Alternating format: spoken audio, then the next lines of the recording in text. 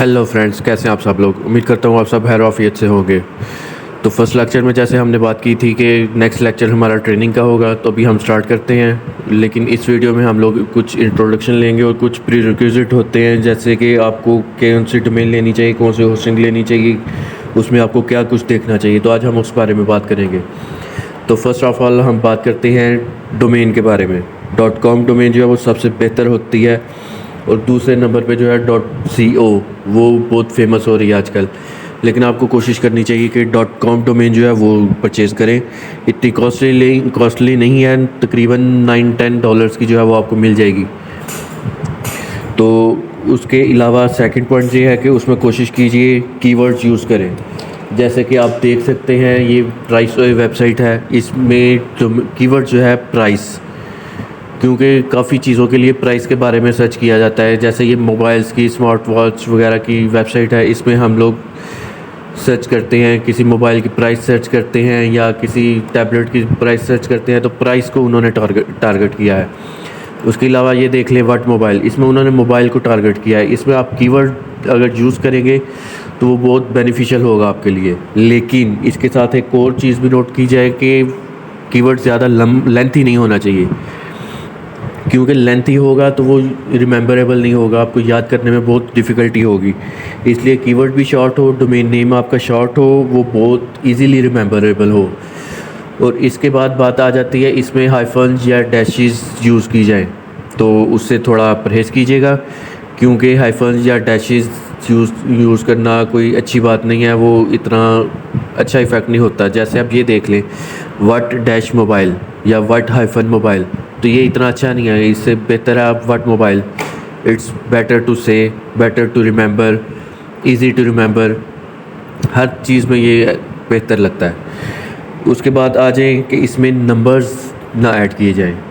Number जैसे what mobile 1 हो गया या गूगल 1 हो गया, इस तरह से जो है ये बहुत अच्छी अप्रोच नहीं होती। अच्छी अप्रोच यही होती है कि आप सिर्फ अल्फ़ाबेट्स यूज़ करें, उसमें जो है नंबर्स को अवॉइड करें, उसमें जो है डैशेस और हाइफन्स को अवॉइड करें। और उसके बाद बात कर लेते हैं कि आपके जो डोमेन नेम है वो क्रिएटिव भी होना चाहिए। जैसे प्राइस होए, ये बहुत एक क्रिएटिव नेम है, आप बहुत इजीली रिमेंबर कर सकते हैं। किसी को भी एक बार बताएं, दूसरी दफ़ा आपको बताने की ज़रूरत नहीं पड़ेगी, उसे ऑलरेडी याद होगा। तो इसलिए कोशिश कीजिए कि डोमेन नेम जो है वो क्रिएटिव हों। और प्राइस जैसे कि मैं आपको बता चुका हूँ, इसमें 1000 तक की डोमेन आ जाएगी, लेकिन ये डिपेंड करता है डॉलर पे। $9-10 की जो है वो आपको इजीली एक डोमेन मिल जाती है। आप इसे ब्लू होस्ट से भी बाय कर सकते हैं, नेम चीप, GoDaddy, जहाँ से आप चाहें। लेकिन नेम चीप से जो है वो ज़रा इजी रहती है, आप उसे चेक कर सकते हैं, लेकिन इट्स अप टू यू आप कहाँ से बाय करेंगे। तो उसके बाद बात कर लेते हैं होस्टिंग की। होस्टिंग में मैटर करता है कि आपकी क्या कॉस्ट आ रही है, आपका बजट क्या है।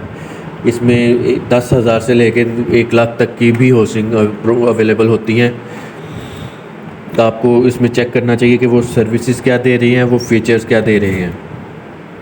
जैसे कि आप ये देख सकते हैं, इसमें शेयर्ड होस्टिंग भी होती है, डेडिकेटेड होस्टिंग भी होती है, VPS होस्टिंग भी होती है, और एक ऐसी होस्टिंग भी होती है जो फ्री में मिलती है, लेकिन उसके थोड़े साइड इफ़ेक्ट्स होते हैं। कह लें कि उसमें आपको एड्स शो करेंगे या उसमें और चीज़ें होंगी जो आप उसे रिमूव नहीं कर सकते, और वो आपकी वेबसाइट को जो है वो थोड़ा डैमेज करती हैं। इसलिए आपको चाहिए कि आप पहले बेशक शेयर्ड होस्टिंग पे चले जाएं। शेयर्ड होस्टिंग के बाद डेडिकेटेड होस्टिंग पे आप किसी भी टाइम स्विच कर सकते हैं। आप अपनी वेबसाइट क्रिएट कीजिए, उससे थोड़ी अर्निंग कीजिए, और फिर उसमें मज़ीद इन्वेस्ट करके तो मज़ीद डेडिकेटेड होस्टिंग की तरफ चले जाएं, कोई इशू नहीं होता उसका। तो ये देख सकते हैं आप, इसमें स्पेस होती है, इसके रिव्यूज़ भी मैटर करते हैं। आप ये भी चेक कीजिए कि कौन सी होस्टिंग के रिव्यूज़ जो हैं वो अच्छे हैं। आप नेट पर सर्च कर सकते हैं रिव्यूज़ के बारे में। उसके अलावा यूट्यूब से भी हेल्प ले सकते हैं, उधर से भी सर्च कर सकते हैं। तो ये देखिए, ये पैकेजेस आ रहे हैं, इसमें $2.95 पर मंथ, तो काफ़ी बेहतर प्राइसेस हैं इनके। लेकिन इनकी ये है कि सर्विसेज जो हैं वो बहुत अच्छी हैं।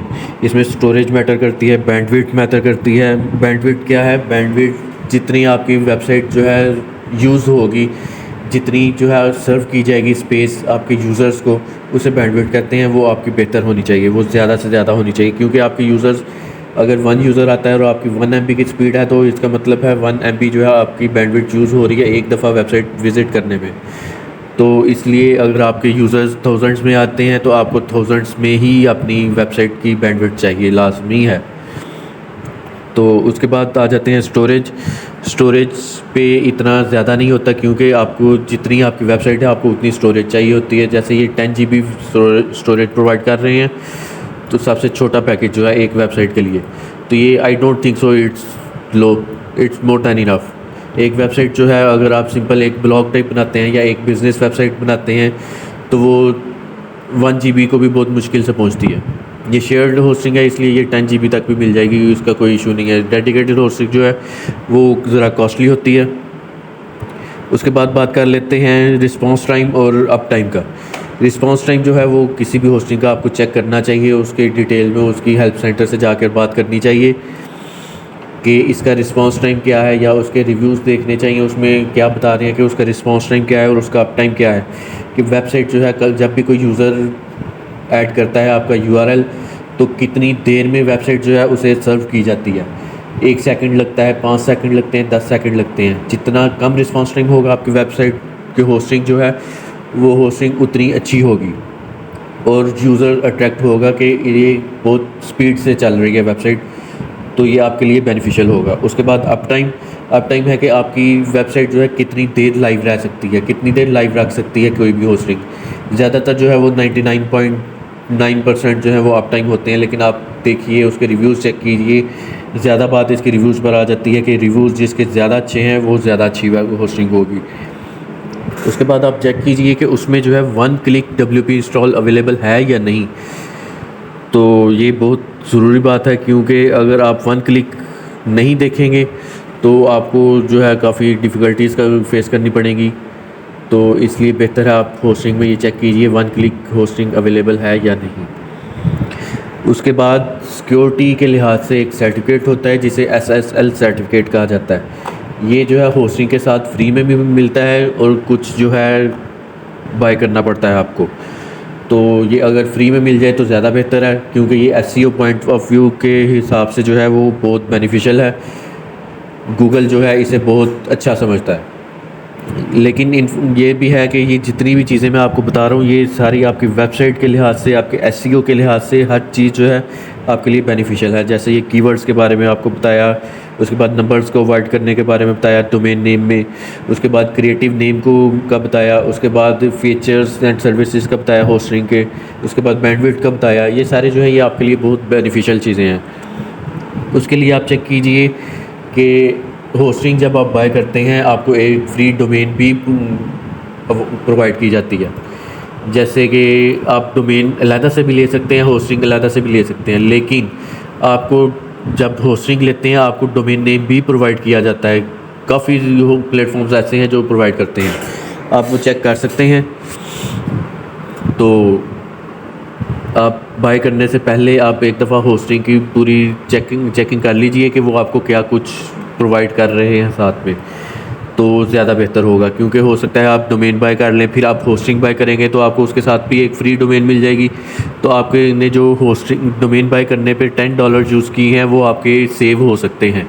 वही डोमेन जो है वो आप होस्टिंग के साथ फ्री डोमेन ले लें, 1 साल के लिए आपको फ्री में मिल जाएगी, तो वो आपकी बचत हो जाएगी। तो उसके बाद बात कर लेते हैं क्लाउड की। ये होस्टिंग जो है ये क्लाउड सर्वर्स पर होती हैं, लेकिन सारी होस्टिंग्स नहीं। जैसे आप अगर देखते हैं कि ये ब्लू होस्ट में ये शेयर्ड होस्टिंग है, ये क्लाउड सर्वर पर नहीं होती, या कुछ इसके पैकेजेस जो हैं वो क्लाउड सर्वर पर होते हैं लेकिन ज़्यादातर नहीं होते। के हिसाब से अगर आपका बजट ज़्यादा है तो फिर आप डेडिकेटेड होस्टिंग यूज़ कीजिए और उसमें जो है क्लाउड सर्वर्स सेलेक्ट कीजिए, वो आपके लिए बहुत बेहतर होगा।